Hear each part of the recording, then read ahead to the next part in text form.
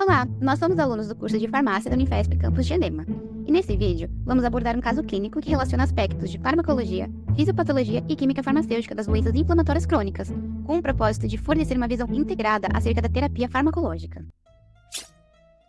O nosso caso clínico é referente a uma paciente de 10 anos de idade, que dá entrada na pediatria por apresentar insuficiência renal aguda e anemia. Em seu exame físico, foi revelado palidez, letargia e moderada artrite nos punhos, além de apresentar oligurgia e proteúrinas sem hematúria e piúria. Os fatores reumatoides apresentavam-se negativos. Na sua endoscopia, foi revelada gastrite difusa com ulceração gástrica sem sangramento. E na ultrassonografia do abdômen acabou sendo evidenciado também um aumento do volume dos rins, com leve hepatoesplenomegalia. Dessa forma, ela foi diagnosticada com um quadro de nefrite intersticial aguda. E o anti-inflamatório que ela estava utilizando no momento, no caso o diclofenato, foi suspenso. Assim, uma terapia com metilprednisolona foi iniciada, e após a melhora da função renal, evidenciada pelos níveis de creatinina, o tratamento com prednisona foi instaurado. Foi então levantado o histórico da paciente, que acabou revelando que 3 anos antes ela apresentou uma artrite bilateral no quadril. Foi associado ao aumento de anti-triptolizina O, o que levou ao diagnóstico de febre reumática. Nesse momento, ela acabou recebendo penicilina e os sinais clínicos acabaram regredindo. Só que um mês depois, a paciente foi hospitalizada novamente, por apresentar artrite no joelho e febre. Então, a anti-triptolizina O, o fator antinuclear e o fator reumatoide foram negativos, sendo diagnosticada com artrite reumatoide juvenil. Assim, ela foi medicada com naproxeno, mas devido à permanência dos sintomas, foi neste momento que houve alteração para diclofenaco, quando apresentou um quadro de anemia e procurou o serviço médico novamente. Vamos então entrar em detalhes do caso clínico. Primeiro, vamos avaliar aquela primeira admissão da paciente, 3 anos atrás. Naquele cenário, ela tinha apresentado artrite bilateral no quadril e, somada com o aumento de antistreptolizina O, um anticorpo que o organismo produz durante ou logo a infecção estreptocócica, resultou no diagnóstico de febre reumática. Mas o que é febre reumática? É uma doença inflamatória autoimune adquirida após uma infecção faríngea, causada por estreptococos beta-hemolíticos do grupo A. A fisiopatologia acaba envolvendo então uma reação cruzada entre antígenos estreptocócicos, por exemplo, o antígeno M, que está presente na parede celular, e proteínas do hospedeiro, tais como a miosina e a laminina, de modo que os anticorpos produzidos contra o antígeno M bacteriano acabam ligando na proteína do tecido cardíaco.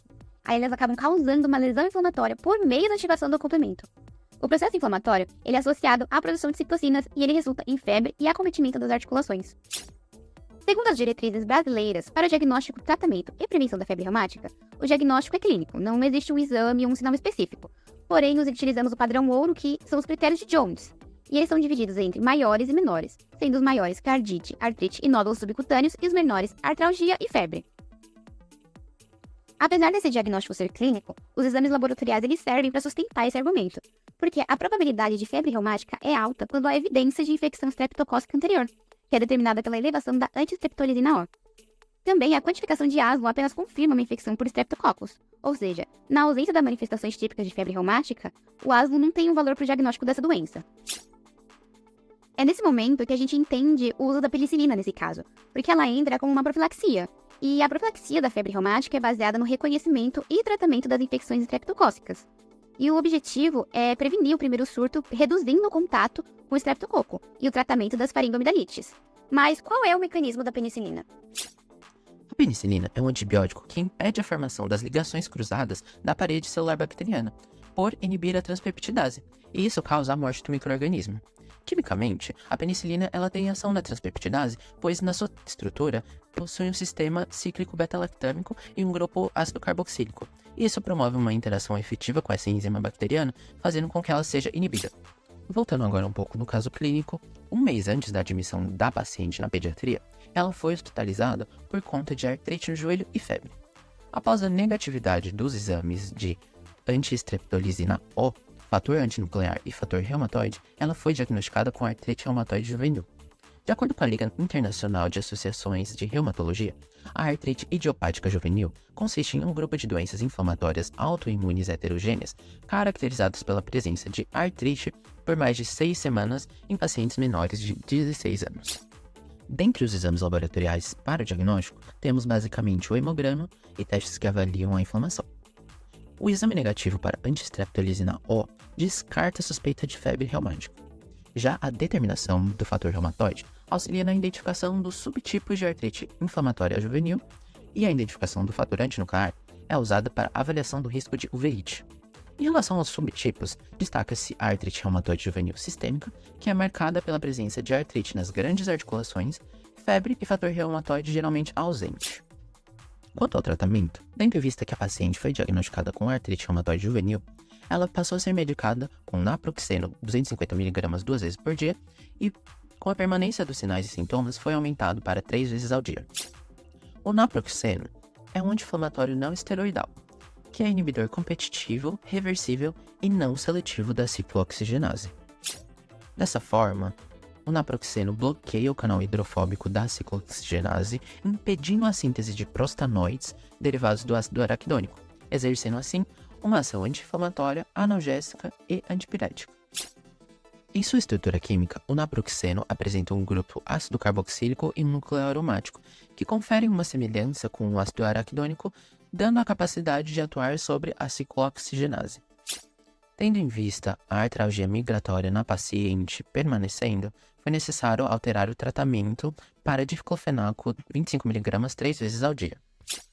O diclofenaco inibe a ciclooxigenase, reduzindo a síntese de mediadores pró-inflamatórios e também diminui as concentrações intracelulares de ácido araquidônico por alterar o transporte celular dos ácidos graxos. Sendo assim, ele é considerado um ótimo anti-inflamatório, analgésico e antipirético. E também, ele é mais potente que o naproxeno, já que na estrutura dele apresenta um segundo núcleo aromático ligado. Mas mesmo com esse novo tratamento empregado, a paciente continuava apresentando palidez, letargia e uma moderada artrite nos punhos. Por conta disso, recorreu novamente ao serviço médico. Em seus exames laboratoriais, constatou-se baixos níveis de hemoglobina, o que é um indicativo de anemia. Além disso, apresentava oligurgia, cerca de 300 ml de volume urinário a cada 24 horas. A presença de proteína na urina em quantidades anormais também foi um indicativo de danos aos glomérulos e aos túbulos renais. A paciente foi submetida a exames com ultrassonografia, endoscopia e biópsia de rins para uma investigação clínica. Em sua endoscopia, ficou evidente uma gastrite difusa com ulceração gástrica sem sangramento, um efeito adverso da utilização de AINE a longo prazo.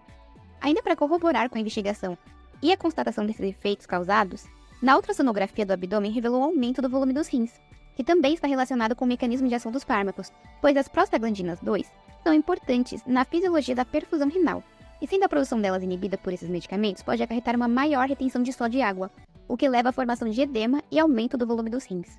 Esse mesmo exame também detectou aumento de fígado e baço, o que indica danos pelos efeitos adversos do tratamento a longo prazo. Quando falamos de AINES, o ideal seria utilizar uma menor dose efetiva no menor tempo possível. Assim, minimizaríamos os eventos adversos. Mas para entender a relação desses eventos adversos com a patologia, precisamos entender seu mecanismo de ação, que é por conta da inibição da COX-1 que as funções citoprotetoras ocasionadas pelos eicosanoides da COX-1 acabam eliminadas também. Dessa forma, acaba ocasionando uma gastropatia induzida por AINE.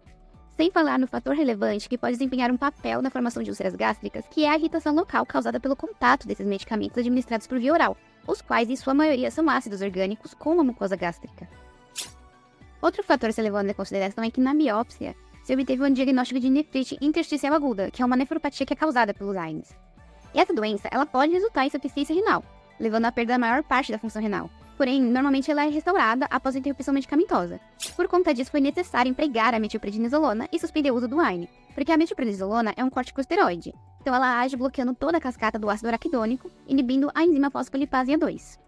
Inclusive, a corticoterapia ela pode estar associada a uma melhor recuperação da função renal, porque a metilprednisolona ela estimula a transcrição do gene da cistatina C42, que é um marcador da avaliação da taxa de filtração glomerular. Com isso, foi possível observar que houve melhora na função renal, porque o nível de creatinina do paciente diminuiu de 6,3 para 1. E além disso, a metilprednisolona contém em sua estrutura química o grupo delta 1,4,3,7-6-metil-11-beta-hidroxi-17-beta-cetol, o que acaba caracterizando ela como uma molécula corticosteroide e como uma mais potente que a prednisona. E é justamente por conta disso que, após a melhora da função renal, a prednisona menos potente que metilprednisolona passou a ser empregada no tratamento, porque a prednisona ela possui o mesmo mecanismo de ação, ou seja, bloqueio da cascata do ácido araquidônico. Porém, na sua estrutura química, ela possui um grupo delta 1,4,3,7,11-beta-17-beta-cetol, que age como um pró-fármaco e se transforma em prednisolona, porque a 11-beta-ceto se torna 11-beta-hidroxi no organismo.